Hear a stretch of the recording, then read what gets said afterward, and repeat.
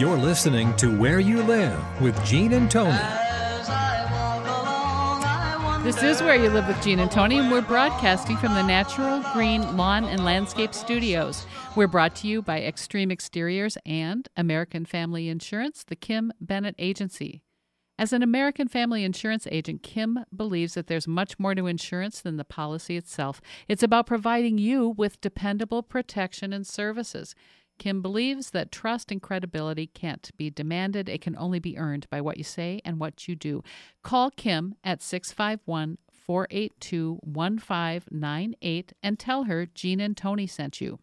It's time now for a message from the Minnesota Multi-Housing Association. This MHA Minute is brought to you by Start to Finish Maintenance Contractors. Start to Finish provides 24-hour service for all of your home and business maintenance needs. Call Start to Finish at 952-259-1219 for your home, for your business, for your peace of mind. If you're renting out a property for the first time, there's a lot you need to know so that you can do it successfully and, frankly, keep yourself out of trouble. Luckily, there's a statewide resource with all the tools you need to run your new business successfully. In fact, the Minnesota Multi-Housing Association regularly holds a seminar called Accidental Landlord, specifically designed for people who are renting out a property for the first time. They also have residential leases, security deposit agreements, a lead disclosure, and lots of other forms. They even have brochures on the principles of successful property management and the eviction process that you can download for free. So if you want to know more about the Accidental Landlord Seminar or other classes about owning, managing, or maintaining anything from a single unit to a growing apartment portfolio, visit the Minnesota Multi-Housing Association's website, mmha.com. That's two M's, mmha.com.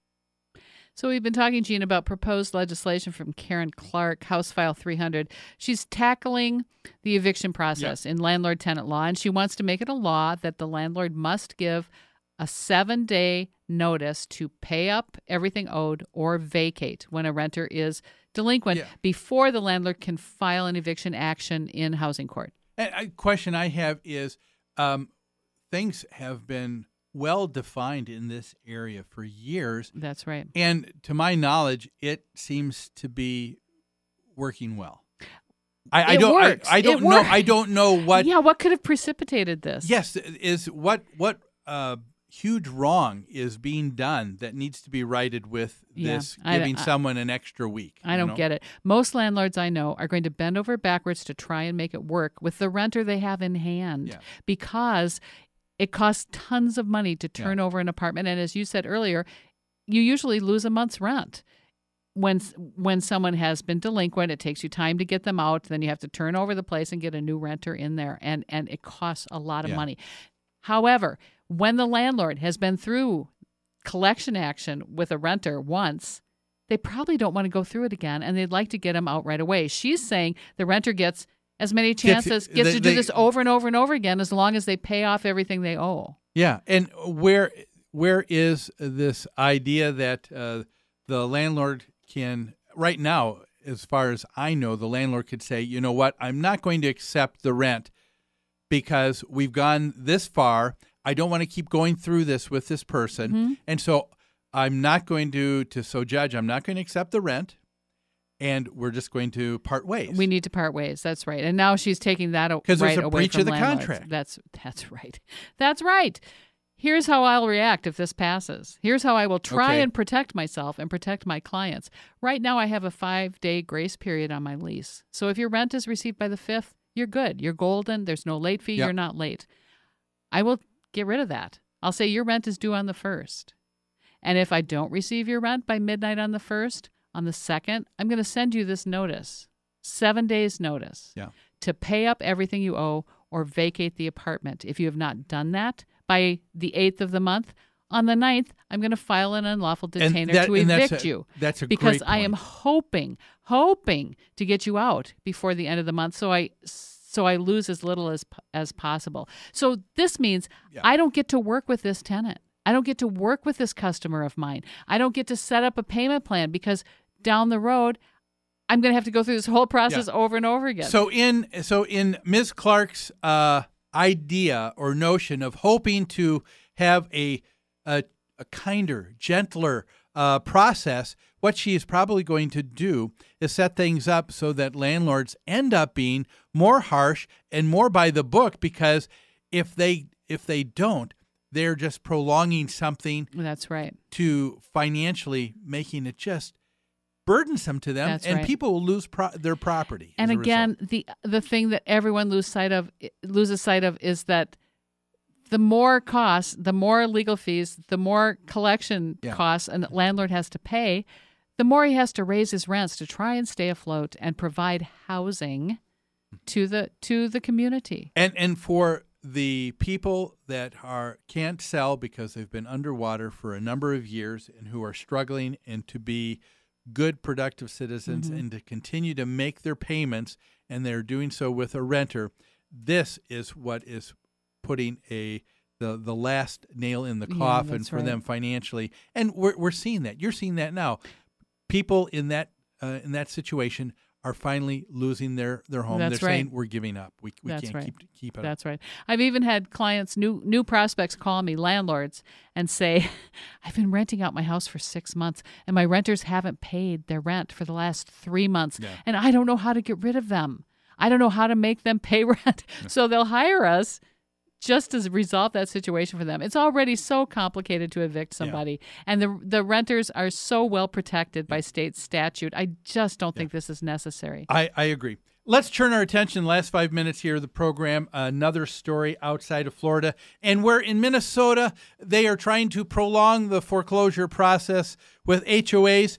In Florida, they're trying to put it on the superhighway fast ramp and trying to close that time to fast track it if the dues aren't paid. What do you think of this, Tony? Here's what's happening. State Senator Alan Hayes said that he would like to see a bill that would say, and I guess this would be similar to what we have with renters in renters court here in Minnesota. Homeowners don't pay their association dues for a number of reasons. A number of times they'll say, I don't believe in this special assessment. I don't think it should be done. I want this to happen. It didn't happen, so I'm not going to pay my dues. The board's spending the money on this, and I think they should spend it over here, so I'm not going to give them any more money until things get done.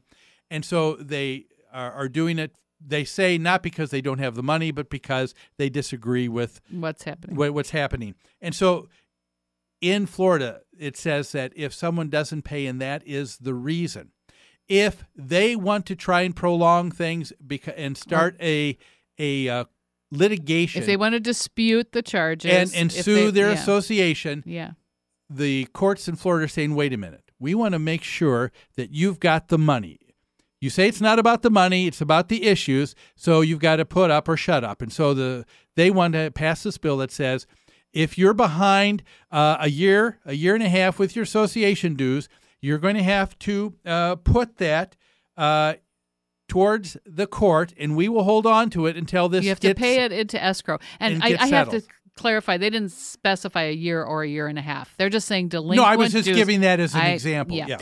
If you're delinquent on your dues because you're disputing some issue, you have to put those dues in escrow while you go through the dispute. Right now in the state of Minnesota, if a tenant has disputes with their landlord and they want to keep their housing, they have to escrow their rent with the court. Now, in this first article, first story we talked about, that was the suggestion by the writer at the Star Tribune. Hey, the elevator's out. Maybe you should think about having escrow. That's right. Put your rent in escrow with the court to dispute this issue, and that's fair. And you know what? If that is a fair process to go through here, I think that's certainly a fair process with homeowner associations in dealing with foreclosures. And in this case, this senator is trying to address the problem homeowners associations are having with delinquent dues. Associations, many of them are getting to a point where they can't pay their bills. They can't provide utilities and services to all their members because so many members are not paying their share. Now, what's interesting, there was one person who was quoted in Florida who says at the end, she says, "Is this really consumer friendly?" I would say yes. And here's why. There's more than just the one consumer involved. It's not just the one consumer who is purposely delinquent in their assessments. How about all of the other homeowners who have been paying in? Is it consumer-friendly to those people who are now financially bound with this delinquent person who is possibly just doesn't have the money and is grandstanding? That's right. And that's happens right. a lot. And putting off the foreclosure process, because that's really the only tool an association has to get rid of a delinquent renter, is to foreclose on them and force them out. Yes. Right? And so that's what they're trying to put off by not paying or by disputing dues. Often they dispute the charges because they're trying to put off foreclosure. I like this very much I do because too. it does indeed say that, look, if you're serious about it, then you've got to prove it. You got to show intent and goodwill here. You've got to show your good intentions. You will pay when your dispute is addressed. Do you think there is going to be any I'm sure there's going to be opposition. Oh, to there this, definitely will but be. I'm trying to rack my brain. I can't think of anything that would be on the other side, a possible issue. Can you? Yes, because the same woman you quoted said, what if there are good reasons they're contesting the charges? Maybe they never got notified of the charges. Maybe the special assessment wasn't properly passed, or the management company is off in their figuring. But again, once again, if they have the money and that's being set aside, it's not being paid until that gets settled. So to me, I think it makes sense. Well, hey, what also makes sense is that we've got to go now because that's our time. Folks, thanks for joining us. We hope that you have a great weekend. We look forward to seeing you here next Saturday on Where You Live with Gene and Tony.